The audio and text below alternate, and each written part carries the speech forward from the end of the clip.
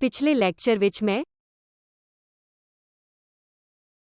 Hydrogen atom wave function ਦੇ radial component ਤੱਕ ਗਿਆ ਸੀ ਅਤੇ ਮੈਂ ਕਿਹਾ ਕਿ ਇਹ ਲੈਗੇਰੇ ਸਪੈਸ਼ਲ ਫੰਕਸ਼ਨ ਦੁਆਰਾ ਦਿੱਤੇ ਗਏ ਹਨ। ਇਸ ਲਈ ਮੈਂ ਕਲਾਸ ਦੀ ਸ਼ੁਰੂਆਤ ਵਿੱਚ ਕਿਹਾ ਸੀ ਕਿ ਕੁਝ ਵੀ ਯਾਦ ਕਰਨ ਦੀ ਲੋੜ ਨਹੀਂ ਹੈ ਤੇ ਜਿਹੜੇ ਵੀ ਡੇਟਾ ਦੀ ਲੋੜ ਹੈ ਮੈਂ ਉਹ ਦੇਵਾਂਗਾ। ਤੁਸੀਂ ਇਹ ਫੈਸਲਾ ਕਰਨ ਯੋਗ ਹੋਣੇ ਚਾਹੀਦੇ ਹੋ ਕਿ ਡੇਟਾ ਕੀ ਹੈ ਅਤੇ ਉਸ ਨੂੰ ਆਪਣੇ ਜਵਾਬਾਂ ਵਿੱਚ ਉਸ ਅਨੁਸਾਰ ਪਾਓ। ਤੁਹਾਨੂੰ ਯਾਦ ਹੋਵੇਗਾ ਕਿ ਮੈਂ Rn ਨੂੰ ਕੈਪੀਟਲ Rn ਨੂੰ ਕਾਲ ਕੀਤਾ ਅਤੇ ਫਿਰ ਅਜ਼ੀਮੁਥਲ ਕੁਆਂਟਮ ਨੰਬਰ L ਸੀ। ਇਸ ਲਈ ਰੇਡੀਅਲ ਕੰਪੋਨੈਂਟ ਲਈ ਇਹ wave function principal quantum number ਦੇ ਨਾਲ-ਨਾਲ ਅਜ਼ੀਮੁਥਲ ਕੁਆਂਟਮ ਨੰਬਰ ਦੁਆਰਾ ਵੀ ਸੀਮਿਤ ਹੈ ਅਤੇ ਇਹ ਤੁਹਾਡੇ ਸੰਬੰਧਿਤ ਲੈਗੇਰੇ ਫੰਕਸ਼ਨ ਵਿੱਚ ਸ਼ਾਮਲ ਹੈ। ਇਹ ਨੋਰਮਲਾਈਜੇਸ਼ਨ ਪਹਿਲਾਂ ਕੀਤੇ ਜਾ ਚੁੱਕੇ ਹਨ। ਇਸ ਲਈ ਕੁਝ ਸਧਾਰਨ ਕੇਸਾਂ ਲਈ ਜਿਵੇਂ n ਬਰਾਬਰ ਹੈ 1 ਜਾਂ L ਬਰਾਬਰ ਹੈ 1 ਤੁਸੀਂ ਪੁਸ਼ਟੀ ਕਰ ਸਕਦੇ ਹੋ ਕਿ ਕੀ ਹੋ ਰਿਹਾ ਹੈ ਜੇ n 2 ਦੇ ਬਰਾਬਰ ਹੈ ਜਾਂ L 1 ਦੇ ਬਰਾਬਰ ਹੈ। ਇੱਥੇ 1 ਬਰਾਬਰ ਦਾ ਸਾਈਨ ਹੈ ਜੋ ਇੱਥੇ ਮਿਸਿੰਗ ਹੈ। ਇਸ ਲਈ ਇਹ ਸੰਬੰਧਿਤ ਲੈਗੇਰੇ ਫੰਕਸ਼ਨ ਲਈ ਇਹ ਇੱਕ ਵਧੀਆ ਸਮੇਸ਼ਨ ਫਾਰਮੂਲਾ ਹੈ ਅਤੇ ਤੁਸੀਂ ਇੱਥੇ ਸਬਸਟੀਟਿਊਟ ਕਰਨ ਦੀ ਕੋਸ਼ਿਸ਼ ਕਰ ਸਕਦੇ ਹੋ ਅਤੇ ਪੁਸ਼ਟੀ ਕਰ ਸਕਦੇ ਹੋ ਇੱਥੇ ਇੱਕ ਬਰਾਬਰ ਦਾ ਸਾਈਨ ਹੈ। ਤੁਸੀਂ ਪੁਸ਼ਟੀ ਕਰ ਸਕਦੇ ਹੋ ਕਿ R1 0 ਹੈ ਕਿ R2 0। ਕਿਰਪਾ ਕਰਕੇ ਇਸ ਨੂੰ ਦੇਖੋ। ਇਹ ਹਾਈਡਰੋਜਨ ਐਟਮ ਪ੍ਰੋਬਲਮ ਲਈ ਵੇਵ ਫੰਕਸ਼ਨ ਦਾ ਰੇਡੀਅਲ ਹਿੱਸਾ ਹੈ ਅਤੇ ਐਨਰਜੀ ਆਈਗਨ ਵੈਲਿਊਜ਼ ਵੀ ਇਸ ਇਕੁਏਸ਼ਨ ਦੇ ਸੋਲਿਊਸ਼ਨ ਤੋਂ ਹੋਣਗੇ। ਤੁਸੀਂ ਪੜ੍ਹ ਸਕਦੇ ਹੋ ਕਿ ਐਨਰਜੀ ਕੀ ਹੈ ਅਤੇ ਇਹ ਹੋਰ ਕੁਝ ਨਹੀਂ ਬਲਕਿ ਪਰ 1 ਭਾਗ n ਸਕੁਏਅਰ ਦੇ ਅਨੁਪਾਤੀ ਹੈ ਜੋ ਇਲੈਕਟ੍ਰੋਨ ਵੋਲਟਸ ਵਿੱਚ ਹੈ। ਤੁਸੀਂ ਇਸ ਨੂੰ 13.6 ਇਲੈਕਟ੍ਰੋਨ ਵੋਲਟ ਨੈਗੇਟਿਵ ਸਾਈਨ ਦੇ ਰੂਪ ਵਿੱਚ ਲਿਖ ਸਕਦੇ ਹੋ ਕਿਉਂਕਿ ਇਹ ਇੱਕ ਬਾਉਂਸ ਸਟੇਟ ਹੈ। ਇਸ ਲਈ ਰਸਮੀ ਤੌਰ ਤੇ ਹਾਈਡਰੋਜਨ ਐਟਮ ਵੇਵ ਫੰਕਸ਼ਨ ਨੂੰ ਹੁਣ 5 ਵੇਰੀਏਬਲ ਡਿਫਰੈਂਸ਼ੀਅਲ ਇਕੁਏਸ਼ਨ ਤੋਂ 3 ਕੁਆਂਟਮ ਨੰਬਰਾਂ ml ਨਾਲ ਲਿਖਿਆ ਜਾ ਸਕਦਾ ਹੈ ਅਤੇ ਫਿਰ L ਅਤੇ ml ਇਕੱਠੇ ਵੇਵ ਫੰਕਸ਼ਨ ਦੇ ਥੀਟਾ ਹਿੱਸੇ ਵਿੱਚ ਦਿਖਾਈ ਦੇਣਗੇ ਅਤੇ ਫਿਰ ਸਾਡੇ ਕੋਲ ਵੇਵ ਫੰਕਸ਼ਨ ਦੇ ਰੇਡੀਅਲ ਹਿੱਸੇ ਵਿੱਚ ਦਿਖਾਈ ਦੇਣ ਵਾਲੇ ਇਹ ਪ੍ਰਿੰਸੀਪਲ ਕੁਆਂਟਮ ਨੰਬਰ ਅਤੇ ਅਜ਼ੀਮੁਥਲ ਕੁਆਂਟਮ ਨੰਬਰ ਹਨ। ਤੁਸੀਂ ਉਨ੍ਹਾਂ ਵਿੱਚੋਂ ਕੁਝ ਨੂੰ ਗਰਾਊਂਡ ਸਟੇਟ ਵੇਵ ਫੰਕਸ਼ਨ ਦੀ ਸੂਚੀ ਵਿੱਚ ਪਾ ਸਕਦੇ ਹੋ। ਅਸੀਂ ਜਾਣਦੇ ਹਾਂ ਕਿ ਇਹ ਕੀ ਹੈ। ਇਹ 1 ਹੈ ਅਤੇ ਇਹ m ਬਰਾਬਰ 0 ਹੈ। ਇਹ 2 1 ਹਨ ਅਤੇ ਫਿਰ ਇੱਥੇ ਨੋਰਮਲਾਈਜੇਸ਼ਨ ਹੈ। ਤੁਸੀਂ ਨੋਰਮਲਾਈਜੇਸ਼ਨ ਦੀ ਵੀ ਜਾਂਚ ਕਰ ਸਕਦੇ ਹੋ। ਨੋਰਮਲਾਈਜੇਸ਼ਨ ਦੀ ਕੰਡੀਸ਼ਨ ਕੀ ਹੈ ਇਸ ਬਾਰੇ ਮੈਂ ਪਿਛਲੀ ਵਾਰ ਵੀ ਜ਼ੋਰ ਦਿੱਤਾ ਸੀ। ਇਹ ਇੱਕ ਇੰਟੀਗਰਲ ਭਾਗ dv ਹੈ ਅਤੇ dv ਨੂੰ ਸਫੈਰਿਕਲ ਪੋਲਰ ਕੋਆਰਡੀਨੇਟਸ ਵਿੱਚ ਲਿਖਿਆ ਜਾਣਾ ਚਾਹੀਦਾ ਹੈ ਜਿਸ ਵਿੱਚ ਇੱਕ r square sign theta d phi d theta ਹੋਵੇਗਾ ਜੋ ਇੰਟੀਗਰਲ ਨੂੰ ਕੀਤਾ ਜਾਣਾ ਹੈ। ਤੁਸੀਂ ਇਸ ਨੂੰ ਅੰਨ੍ਹੇਵਾਹ ਨਹੀਂ ਕਰ ਸਕਦੇ। d ਥੀਟਾ d phi ਅਤੇ dr ਨੋਰਮਲਾਈਜੇਸ਼ਨ ਲਿਖੋ। ਇਹ ਇੱਕ ਵੋਲਿਊਮ ਇੰਟੀਗਰਲ ਹੈ। ਜੇਕਰ ਇਹ ਵੱਖਰਾ ਕੋਆਰਡੀਨੇਟ ਹੈ ਜੇਕਰ ਇਹ ਕਾਰਟੀਜ਼ੀਅਨ ਕੋਆਰਡੀਨੇਟ ਹੈ ਤਾਂ ਇਸ ਵਿੱਚ dx dy dz ਹੋਵੇਗਾ। ਪਰ ਕਿਉਂਕਿ ਇਹ ਸਫੈਰਿਕਲ ਕੋਆਰਡੀਨੇਟ ਹੈ ਇੱਥੇ ਇੱਕ ਜੈਕੋਬੀਅਨ ਫੈਕਟਰ ਹੋਵੇਗਾ। ਤੁਸੀਂ ਜੈਕੋਬੀਅਨ ਫੈਕਟਰ ਨੂੰ ਭੁੱਲ ਨਹੀਂ ਸਕਦੇ। ਇਸੇ ਤਰ੍ਹਾਂ ਤੁਸੀਂ ਵੇਵ ਫੰਕਸ਼ਨ ਨੂੰ ਸਮਝਣ ਲਈ ਪਹਿਲੇ ਅਤੇ ਦੂਜੇ ਫੰਕਸ਼ਨ ਦੀ ਜਾਂਚ ਕਰ ਸਕਦੇ ਹੋ।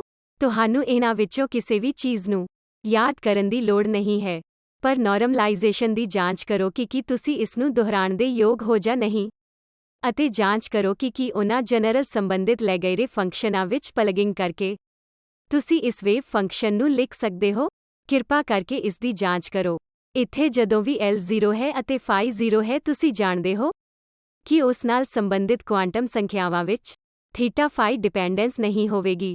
ਪਰ ਜੇਕਰ ਮੰਨ ਲਓ ਕਿ L 1 ਬਣ ਜਾਂਦਾ ਹੈ ਤਾਂ ਇਹ cos ਥੀਟਾ ਹੋਵੇਗਾ। ਜੇਕਰ ਇਹ ml ਪਲਸ ਜਾਂ ਮਾਈਨਸ 1 ਦੇ ਬਰਾਬਰ ਹੋ ਜਾਂਦਾ ਹੈ ਤਾਂ ਤੁਹਾਡੇ ਕੋਲ e ਪਾਵਰ ਪਲਸ ਜਾਂ ਮਾਈਨਸ im phi ਹੋ ਸਕਦੀ ਹੈ ਜਿੱਥੇ m ਪਲਸ ਜਾਂ ਮਾਈਨਸ 1 ਹੈ। ਤੁਸੀਂ ਦੇਖਦੇ ਹੋ ਕਿ ਸਭ ਕੁਝ ਲੈਜੈਂਡਰ ਸੰਬੰਧਿਤ ਲੈਜੈਂਡਰ ਆਦਿ ਤੋਂ ਆ ਰਿਹਾ ਹੈ। ਅਸੀਂ ਇਸ ਨੂੰ ਸਫੈਰਿਕਲ ਹਾਰਮੋਨਿਕਸ ਬੁਲਾਉਂਦੇ ਹਾਂ। ਇਸ ਲਈ ਕਿਰਪਾ ਕਰਕੇ ਇਸ ਦੀ ਪੁਸ਼ਟੀ ਕਰੋ। ਮੈਂ ਅੱਜ ਇਸ ਫਾਈਲ ਨੂੰ ਮੂਡਲ ਵਿੱਚ ਪਾ ਦਾਂਗਾ ਅਤੇ ਤੁਸੀਂ ਨੋਰਮਲਾਈਜੇਸ਼ਨ ਕੰਡੀਸ਼ਨ ਦੀ ਵੀ ਪੁਸ਼ਟੀ ਕਰ ਸਕਦੇ ਹੋ ਜੋ ਕਿ dv ਦਾ ਇੰਟੀਗਰਲ ਹੈ ਜੋ ਕਿ r square sign theta dr d theta d phi ਅਤੇ ਸੀਮਾਵਾਂ ਵੀ 0 ਤੋਂ phi ਤੱਕ ਥੀਟਾ ਹਨ। 0 ਤੋਂ 2 phi ਤੱਕ phi ਹਨ ਅਤੇ 0 ਤੋਂ ਇਨਫਿਨਿਟੀ ਤੱਕ rs ਹਨ। ਤੁਸੀਂ ਇਸ ਗਾਮਾ ਫੰਕਸ਼ਨ ਇੰਟੀਗਰਲ ਦੀ ਵਰਤੋਂ ਵੀ ਕਰ ਸਕਦੇ ਹੋ। ਇਹ ਡੇਟਾ ਅਤੇ ਸਾਰਾ ਕੁਝ ਜੇਕਰ ਲੋੜ ਹੋਵੇ ਤੇ ਪ੍ਰਸ਼ਨ ਪੱਤਰ ਵਿੱਚ ਦਿੱਤਾ ਜਾਵੇਗਾ। ਇਹ ਗਾਮਾ ਫੰਕਸ਼ਨ ਹੈ ਜਿੱਥੇ n ਇੰਟੀਜਰ ਹੈ ਅਤੇ ਤੁਸੀਂ ਇਸ ਨੂੰ n-1 ਫੈਕਟੋਰੀਅਲ ਦੇ ਰੂਪ ਵਿੱਚ ਵੀ ਲਿਖ ਸਕਦੇ ਹੋ। ਇਹ ਮੈਂ ਪਿਛਲੇ ਟਾਈਮ ਜ਼ਿਕਰ ਕੀਤਾ ਸੀ ਕਿ ਤੁਸੀਂ ਉਸ ਇੰਟੀਗਰਲ ਨੂੰ 3 ਇੰਟੀਗਰਲ ਵਿੱਚ ਵੰਡ ਸਕਦੇ ਹੋ, dr ਇੰਟੀਗਰਲ ਨੂੰ r ਸਕੁਏਅਰ ਫੈਕਟਰ ਨਾਲ ਅਤੇ ਫਿਰ sin ਥੀਟਾ ਨੂੰ d ਥੀਟਾ ਇੰਟੀਗਰਲ ਵਾਲੇ ਹਿੱਸੇ ਨਾਲ ਅਤੇ phi ਕੋਲ ਕੁਝ ਨਹੀਂ ਹੈ। ਤੁਸੀਂ ਹਰ ਇੱਕ ਜਦੋਂ ਇਹ ਇੰਟੀਗਰੇਸ਼ਨ ਕਰੋ ਤਾਂ ਨਾਰਮਲਾਈਜ਼ ਕਰਨ ਦੀ ਕੋਸ਼ਿਸ਼ ਕਰੋ ਅਤੇ ਤੁਸੀਂ ਉਹਨਾਂ ਨੂੰ r ਅਤੇ r plus dr radial coordinate ਦੇ ਵਿਚਕਾਰ ਪਾਰਟੀਕਲ ਨੂੰ ਲੱਭਣ ਦੀ ਪ੍ਰੋਬੇਬਿਲਿਟੀ ਇਹ ਹੈ। ਥੀਟਾ ਅਤੇ ਥੀਟਾ ਪਲਸ d ਥੀਟਾ ਇਹ ਹੈ ਅਤੇ phi ਅਤੇ phi ਪਲਸ d ਵਜੋਂ ਇੰਟਰਪ੍ਰੇਟ ਕਰ ਸਕਦੇ ਹੋ। ਇੱਥੇ ਕੁਝ ਗਲਤ ਹੈ। ਕੀ ਗਲਤ ਹੈ? ਇਹ ਕੈਪੀਟਲ phi ਹੋਣਾ ਚਾਹੀਦਾ ਹੈ। ਮੈਨੂੰ ਇਹਨਾਂ ਸਾਰੀਆਂ phi ਨੂੰ ਠੀਕ ਕਰਨ ਦੀ ਲੋੜ ਹੈ, ਪਰ ਮੈਂ ਇਸ ਦਾ ਐਲਾਨ ਕਰ ਰਿਹਾ ਹਾਂ, ਇਸ ਲਈ ਕਿਰਪਾ ਕਰਕੇ ਇਸ ਨੂੰ ਤੁਰੰਤ ਠੀਕ ਕਰੋ ਅਤੇ ਫਿਰ phi ਆਉਂਦਾ ਹੈ। ਇਹ ਅਜੇ ਵੀ ਠੀਕ ਨਹੀਂ ਹੋਇਆ ਹੈ।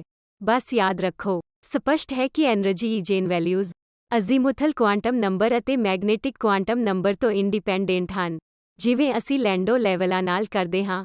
ਇਹ ਤੁਹਾਨੂੰ ਦੱਸਦਾ ਹੈ ਕਿ ਇਹ ਡੀਜਨਰੇਟ ਵੀ ਹੈ, ਪਰ ਇਹ ਇਨਫਾਈਨਾਈਟਲੀ ਡੀਜਨਰੇਟ ਨਹੀਂ ਹੈ। ਇੱਕ ਰਿਸਟ੍ਰਿਕਸ਼ਨ ਹੈ। ਜੇ n ਡਿਫਰੈਂਸ਼ੀਅਲ ਇਕੁਏਸ਼ਨਾਂ L ਤੇ ਕੁਝ ਰਿਸਟ੍ਰਿਕਸ਼ਨ ਲਾਉਂਦੀਆਂ ਹਨ, L ਨੂੰ n-1 ਹੋਣਾ ਚਾਹੀਦਾ ਹੈ।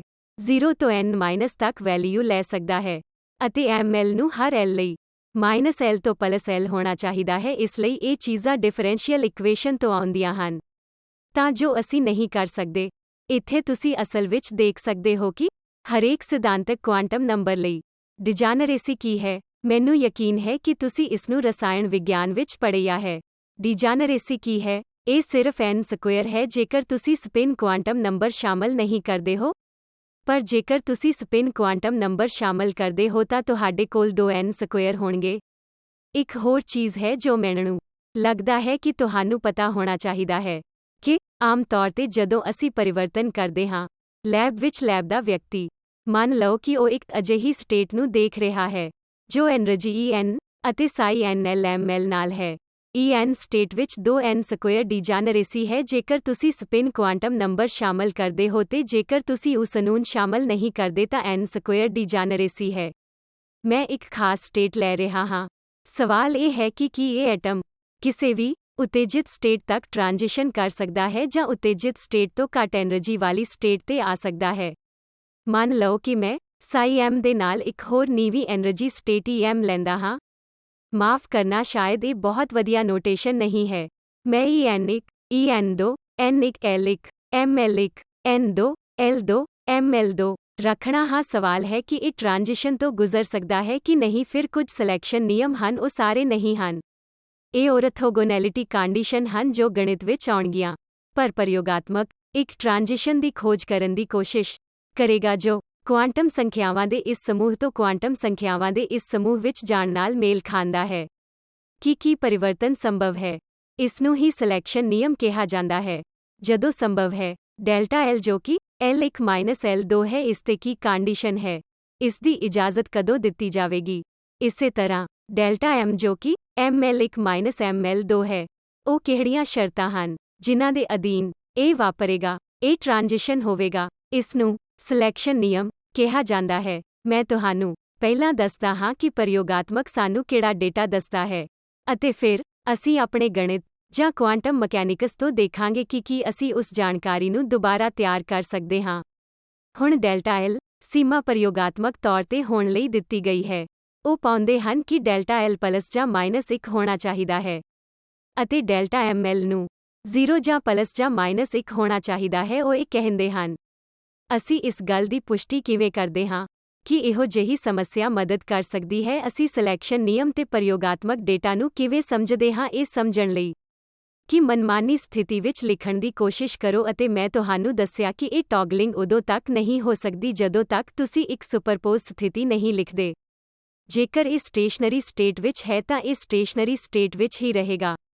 ਇੱਥੇ ਕੋਈ ਵੀ ਤਰੀਕਾ ਨਹੀਂ ਹੈ ਕਿ ਤੁਸੀਂ ਟ੍ਰਾਂਜੀਸ਼ਨ ਤੋਂ ਗੁਜ਼ਰ ਸਕਦੇ ਹੋ। ਟ੍ਰਾਂਜੀਸ਼ਨ ਤੋਂ ਗੁਜ਼ਰਨ ਲਈ ਜਾਂ ਟ੍ਰਾਂਜੀਸ਼ਨ ਨੂੰ ਸਮਝਣ ਲਈ ਤੁਹਾਨੂੰ ਇੱਕ ਸੁਪਰਪੋਜ਼ ਸਟੇਟ ਲੈਣ ਦੀ ਲੋੜ ਹੈ ਜਿੱਥੇ ਇਹ ਸਟੇਸ਼ਨਰੀ ਸਟੇਟ ਹਨ ਅਤੇ ਇਹ ਸੁਪਰਪੋਜ਼ ਅਵਸਥਾ ਹੈਮਿਲਟੋਨੀਅਨ ਦੀ ਆਈਗਨ ਸਟੇਟ ਹੈ।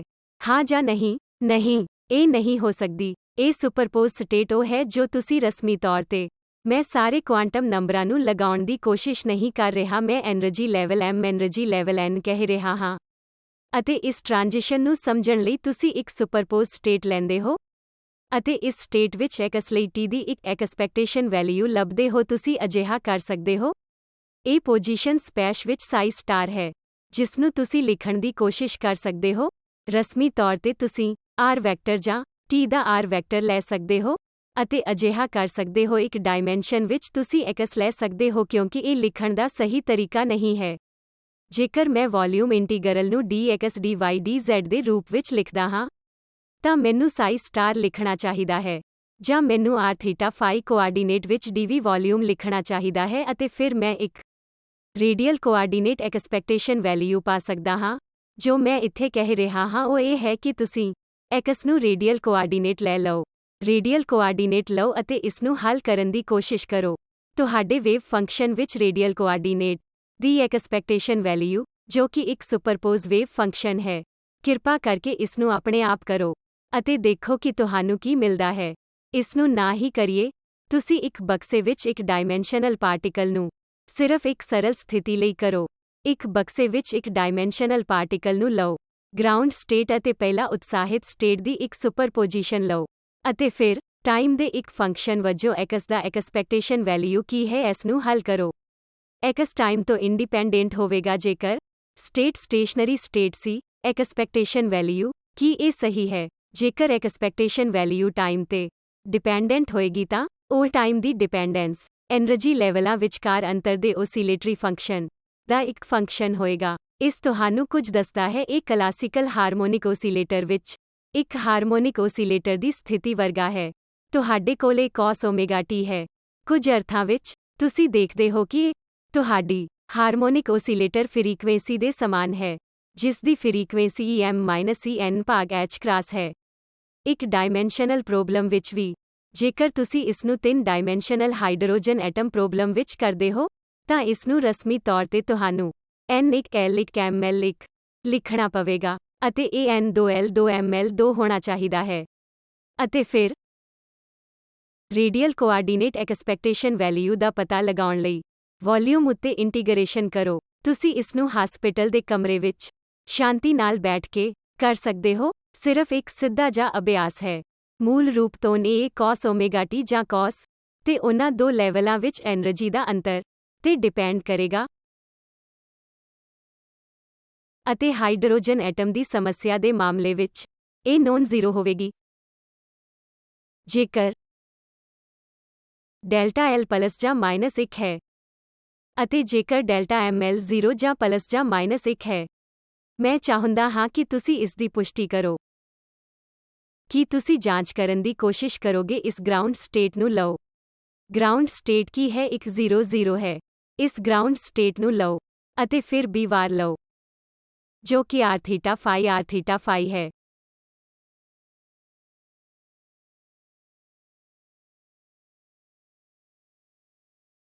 ਅਤੇ t ਦੇ r ਦਾ ਐਕਸਪੈਕਟੇਸ਼ਨ ਵੈਲਿਊ ਕਰੋ ਜੋ ਕਿ ਕੁਝ ਨਹੀਂ ਹੈ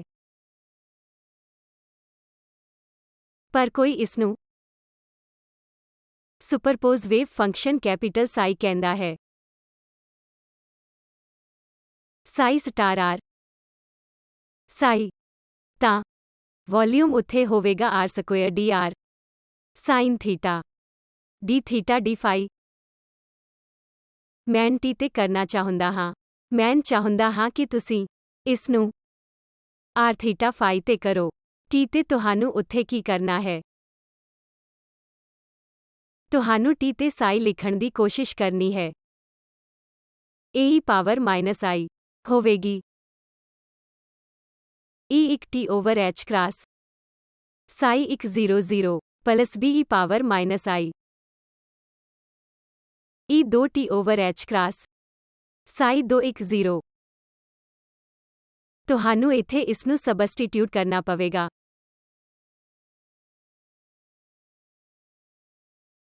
ਅਤੇ ਹਰ ਚੀਜ਼ ਔਰਥੋਗੋਨੈਲਿਟੀ ਦੀ ਵਰਤੋਂ ਕਰਨੀ ਪਵੇਗੀ ਅਤੇ ਦੇਖਣਾ ਪਵੇਗਾ ਕਿ ਇਹ ਨੌਨ ਜ਼ੀਰੋ ਜਾਂ 0 ਹੋਵੇਗਾ। ਇਸੇ ਤਰ੍ਹਾਂ ਤੁਸੀਂ ਇਸ ਨੂੰ ਸਮਝਦੇ ਹੋ? ਇੱਥੇ ਮੇਰੇ ਖਿਆਲ ਨਾਲ ਕੋਈ ਹੋਰ ਸੰਭਾਵਨਾ ਨਹੀਂ ਹੈ। ਜੇਕਰ ਅਸੀਂ 3 ਲੈਂਦੇ ਹਾਂ ਤਾਂ ਤੁਸੀਂ ਜਾਂਚ ਕਰ ਸਕਦੇ ਹੋ ਕਿ ਇਹ 0 ਨਹੀਂ ਹੈ, ਇਹ 0 ਹੋਏਗਾ। ਜੇਕਰ ਤੁਸੀਂ ਇਸ ਸਟੇਟ ਨੂੰ ਲੈਂਦੇ ਹੋ, ਤਾਂ ਤੁਸੀਂ ਦਿਖਾ ਸਕਦੇ ਹੋ ਕਿ ਇਹ ਐਕਸਪੈਕਟੇਸ਼ਨ ਵੈਲਿਊ ਕੀ ਹੋਏਗੀ। ਜੇਕਰ ਮੰਨ ਲਓ ਕਿ ਮੈਂ ਗਰਾਊਂਡ ਸਟੇਟ ਨੂੰ ਲੈਂਦੀ ਹਾਂ ਅਤੇ ਇਹ n3 ਦੇ ਬਰਾਬਰ ਹੈ, ਪਰ L 2 ਦੇ ਬਰਾਬਰ ਹੈ। ਇੱਥੇ ਡੈਲਟਾ L ਕੀ ਹੈ? ਡੈਲਟਾ L 2 ਹੈ, ਪਰ ਸਿਲੈਕਸ਼ਨ ਨਿਯਮ ਮੈਨੂੰ ਦੱਸਦਾ ਹੈ ਕਿ ਡੈਲਟਾ L ਨੂੰ ਪਲੱਸ ਜਾਂ ਮਾਈਨਸ 1 ਹੋਣਾ ਚਾਹੀਦਾ ਹੈ। ਇਸ ਵੇਵ ਫੰਕਸ਼ਨ ਲਈ ਜੇਕਰ ਤੁਸੀਂ ਰੇਡੀਅਲ ਕੋਆਰਡੀਨੇਟ ਦੀ ਐਕਸਪੈਕਟੇਸ਼ਨ ਵੈਲਿਊ ਨੂੰ ਲੱਭਣ ਦੀ ਕੋਸ਼ਿਸ਼ ਕਰੋਗੇ ਤਾਂ ਇਹ 0 ਆਵੇਗਾ। ਪਰ ਪਹਿਲਾਂ ਜੋ ਮੈਂ ਲਿਆ ਸੀ, ਉੱਥੇ 2 1 0 ਨੌਨ 0 ਹੋਵੇਗਾ। ਤੁਸੀਂ ਸਮਝ ਰਹੇ ਹੋ ਜੋ ਮੈਂ ਕਹਿ ਰਿਹਾ ਹਾਂ? ਇਸ ਨੂੰ ਪਲੱਸ ਜਾਂ ਮਾਈਨਸ 1 ਜਾਂ 0 ਹੋਣਾ ਚਾਹੀਦਾ ਹੈ ਅਤੇ ਇਸ ਨੂੰ ਪਲੱਸ ਜਾਂ ਮਾਈਨਸ 1 ਹੋਣਾ ਚਾਹੀਦਾ ਹੈ। ਇਹ ਇੱਕ ਹਾਰਮੋਨਿਕ ਓਸੀਲੇਟਰ ਪੋਜੀਸ਼ਨ ਵਰਗਾ ਹੈ ਜੋ ਕੋਸ ਓਮੇਗਾ ਟੀ ਦੇ ਰੂਪ ਵਿੱਚ ਟੌਗਲ ਕਰ ਰਿਹਾ ਹੈ, ਜਿੱਥੇ ਫ੍ਰੀਕੁਏਂਸੀ ਇਹਨਾਂ ਦੋਵਾਂ ਲੈਵਲਾਂ ਦੇ ਵਿੱਚ ਦਾ ਫਰਕ ਹੈ। ਅਤੇ ਜੇਕਰ ਅਜਿਹੀ ਕੋਈ ਚੀਜ਼ ਵਾਪਰਦੀ ਹੈ ਤਾਂ ਫ੍ਰੀਕੁਏਂਸੀ ਨਾਲ ਇੱਕ ਰੇਡੀਏਸ਼ਨ ਹੁੰਦੀ ਹੈ ਜੋ ਸੀ ਹੈ। ਇਹ ਇੰਟਰਪ੍ਰੀਟੇਸ਼ਨ ਹੈ। ਪ੍ਰਯੋਗਾਤਮਕ ਤੌਰ ਤੇ ਪ੍ਰਯੋਗ ਸਾਨੂੰ ਦੱਸਦਾ ਹੈ ਕਿ ਅਸੀਂ ਸਿਰਫ ਲਾਈਨਾਂ ਦੇਖਦੇ ਹਾਂ ਜੇਕਰ ਸਿਸਟਮ ਤਿਆਰ ਹੈ ਅਤੇ ਉਹ ਸਿਰਫ ਇਸ ਖਾਸ L1 ਅਤੇ M ਅਤੇ N2 L2 ਅਤੇ M2 ਨੂੰ ਦੇਖ ਸਕਦੇ ਹਨ। ਉਹ ਕਹਿੰਦੇ ਹਨ ਕਿ ਉਹ ਟ੍ਰਾਂਜੀਸ਼ਨ ਦੇਖ ਸਕਦੇ ਹਨ, ਬਸ਼ਰਤੇ L1 ਮਾਈਨਸ L2 ਪਲੱਸ ਜਾਂ ਮਾਈਨਸ 1 ਅਤੇ ਉਹ ਟ੍ਰਾਂਜੀਸ਼ਨ ਦੇਖਦੇ ਹਨ। ਜੇ ਡੈਲਟਾ M ਪਲੱਸ ਜਾਂ ਮਾਈਨਸ 1 ਜਾਂ 0 ਹੋਵੇ, ਮੈਂ ਤੁਹਾਨੂੰ ਤੁਹਾਡੀ ਔਰਥੋਗੋਨੈਲਿਟੀ ਵਿਸ਼ੇਸ਼ਤਾ ਦੀ ਵਰਤੋਂ ਕਰਕੇ ਮੈਥੇਮੈਟਿਕਲੀ ਤਸਦੀਕ ਕਰਨ ਲਈ ਕਹਿ ਰਿਹਾ ਹਾਂ ਕਿ ਪੋਜੀਸ਼ਨ ਆਪਰੇਟਰ ਦੇ ਐਕਸਪੈਕਟੇਸ਼ਨ ਵੈਲਿਊ ਅਤੇ ਇਸ ਪੋਜੀਸ਼ਨ ਆਪਰੇਟਰ ਦੇ ਰੇਡੀਅਲ ਕੰਪੋਨੈਂਟ ਦੀ ਟਾਈਮ ਦੇ ਇੱਕ ਫੰਕਸ਼ਨ ਵਜੋਂ, ਜੋ ਜਨਰਲ ਤੌਰ ਤੇ ਇਸ ਤਰ੍ਹਾਂ ਵਿਵਹਾਰ ਕਰਦਾ ਹੈ ਜਿਵੇਂ ਕਿ ਹਾਰਮੋਨਿਕ ਓਸੀਲੇਟਰ ਹੈ, ਇਹ cos ਓਮੇਗਾ ਟੀ ਦੇ ਅਨੁਪਾਤੀ ਹੈ। ਜੇਕਰ ਉਹ ਕੋਐਫੀਸ਼ੀਐਂਟ ਜੋ cos ਓਮੇਗਾ ਟੀ ਨੂੰ ਗੁਣਾ ਕਰਦਾ ਹੈ 0 ਹੈ, ਤਾਂ ਇਹ ਜਾਇਜ਼ ਹੈ। ਲੈਬ ਵਿੱਚ ਅਜਿਹਾ ਟ੍ਰਾਂਜੀਸ਼ਨ ਕਿਉਂ ਨਹੀਂ ਦੇਖਿਆ ਗਿਆ? ਇਸ ਨੂੰ ਇੱਕ ਕਿਸਮ ਦਾ ਸਖਤ ਸਿਲੈਕਸ਼ਨ ਨਿਯਮ ਕਿਹਾ ਜਾਂਦਾ ਹੈ, ਜੋ ਇੱਕ ਸਟੇਟ ਤੋਂ ਦੂਜੀ ਸਟੇਟ ਵਿੱਚ ਭਾਵੇਂ ਐਨਰਜੀ ਇੱਕ ਉਤਸ਼ਾਹਿਤ ਸਟੇਟ ਤੋਂ ਗਰਾਊਂਡ ਸਟੇਟ ਵਿੱਚ ਜਾਂਦੀ ਹੈ, ਭਾਵੇਂ ਐਨਰਜੀ ਇਹ ਇਜਾਜ਼ਤ ਦਿੰਦੀ ਹੈ ਕਿ ਇਹ ਡਿਕੇ ਹੋ ਸਕਦੀ ਹੈ ਅਤੇ ਗਰਾਊਂਡ ਸਟੇਟ ਵਿੱਚ ਜਾ ਸਕਦੀ ਹੈ। ਸਿਸਟਮ ਵਿੱਚ ਕਿਸੇ ਕਿਸਮ ਦੀ ਸਖਤ ਕੰਡੀਸ਼ਨ ਹੋ ਸਕਦੀ ਹੈ ਜੋ ਇਸ ਨੂੰ ਉਸ ਤੱਕ ਜਾਣ ਦੀ ਇਜਾਜ਼ਤ ਨਹੀਂ ਦੇਂਦੀ। ਜੇਕਰ ਇਹ ਉਸ ਸਥਿਤੀ ਵਿੱਚ ਜਾਂਦਾ ਹੈ ਤਾਂ ਗਣਿਤ ਇਹ ਦਰਸਾਉਣ ਵਿੱਚ ਵੀ ਮੇਰੀ ਮਦਦ ਕਰੇਗਾ ਕਿ ਇਸ ਆਪਰੇਟਰ ਦੇ ਰੇਡੀਅਲ ਕੋਆਰਡੀਨੇਟ ਦੀ ਇਸ ਪੋਜੀਸ਼ਨ ਦੀ ਐਕਸਪੈਕਟੇਸ਼ਨ ਵੈਲਿਊ ਇਸ ਕੰਡੀਸ਼ਨ ਨੂੰ ਪੂਰਾ ਕਰਦਾ ਹੈ। ਇਹ ਨੌਨ 0 ਹੈ। ਮੈਂ ਥਿਊਰੀ ਤੋਂ ਨਿਦਾਨ ਇੰਟਰਪ੍ਰੀਟ ਕਰਨ ਦੀ ਕੋਸ਼ਿਸ਼ ਕਰਦਾ ਹਾਂ ਕਿ ਪ੍ਰਯੋਗਾਤਮਕ ਕੀ ਹੈ। ਕਹਿਣ ਦਾ ਦੂਜਾ ਤਰੀਕਾ ਇਹ ਹੈ ਕਿ ਹੋਰ ਵੀ ਸ਼ਰਤਾਂ ਹਨ, ਜਿਵੇਂ ਪੋਟੈਂਸ਼ੀਅਲ ਐਨਰਜੀ ਹਾਈਡਰੋਜਨ ਐਟਮ ਵਿੱਚ 1/r ਪੋਟੈਂਸ਼ੀਅਲ ਤੇ ਡਿਪੈਂਡੈਂਟ ਹੈ। ਇਹ ਸੈਂਟਰਲ ਫੋਰਸ ਸਮੱਸਿਆਵਾਂ ਹਨ ਜੋ ਤੁਸੀਂ ਦਿਖਾ ਸਕਦੇ ਹੋ ਕਿ ਜੇਕਰ ਤੁਸੀਂ ਇੱਕ ਪੈਰਿਟੀ ਟਰਾਂਸਫਾਰਮੇਸ਼ਨ ਕਰਦੇ ਹੋ ਤਾਂ ਪੈਰਿਟੀ ਕੀ ਹੁੰਦੀ ਹੈ? ਕੀ ਇਨਵਰਸ਼ਨ ਹੈ?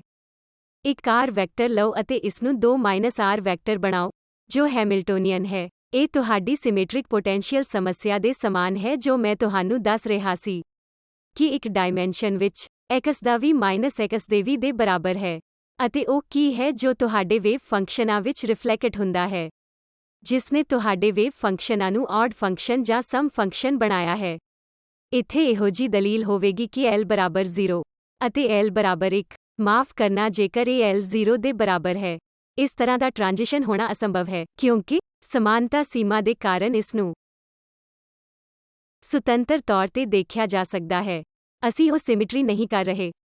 ਮੈਂ ਉਸ ਸਿਮੈਟਰੀ ਨੂੰ ਨਹੀਂ ਲਿਆ ਰਿਹਾ ਹਾਂ, ਪਰ ਮੈਂ ਸਿਰਫ ਮੈਥੇਮੈਟਿਕਲੀ ਕਹਿ ਰਿਹਾ ਹਾਂ। ਜੇਕਰ ਤੁਸੀਂ ਇੱਕ ਸਪਸ਼ਟ ਇੰਟੀਗ੍ਰੇਸ਼ਨ ਕਰਦੇ ਤਾਂ 0 ਨਿਕਲਦਾ ਹੈ। ਤੁਸੀਂ ਇਸ ਨਾਲ ਬਹਿਸ ਵੀ ਕਰ ਸਕਦੇ ਹੋ। ਅਸੀਂ ਇਹ ਚੀਜ਼ਾਂ ਕਰਾਂਗੇ, ਇਸ ਤੇ ਆਵਾਂਗੇ, ਡਾਇਰੈਕਟ ਨੋਟੇਸ਼ਨ ਵਿੱਚ ਲਿਖਣ ਦੀ ਕੋਸ਼ਿਸ਼ ਕਰਾਂਗੇ। ਇਹ ਦੇਖਣਾ ਬਹੁਤ ਦਿਲਚਸਪ ਹੈ ਕਿ ਇੱਥੇ ਅਜਿਹੇ ਤਰੀਕੇ ਹਨ ਜਿਨ੍ਹਾਂ ਵਿੱਚ ਤੁਸੀਂ ਸਿਲੈਕਸ਼ਨ ਨਿਯਮਾਂ ਨੂੰ ਸੁੰਦਰ ਤਰੀਕੇ ਨਾਲ ਦੇਖ ਸਕਦੇ ਹੋ।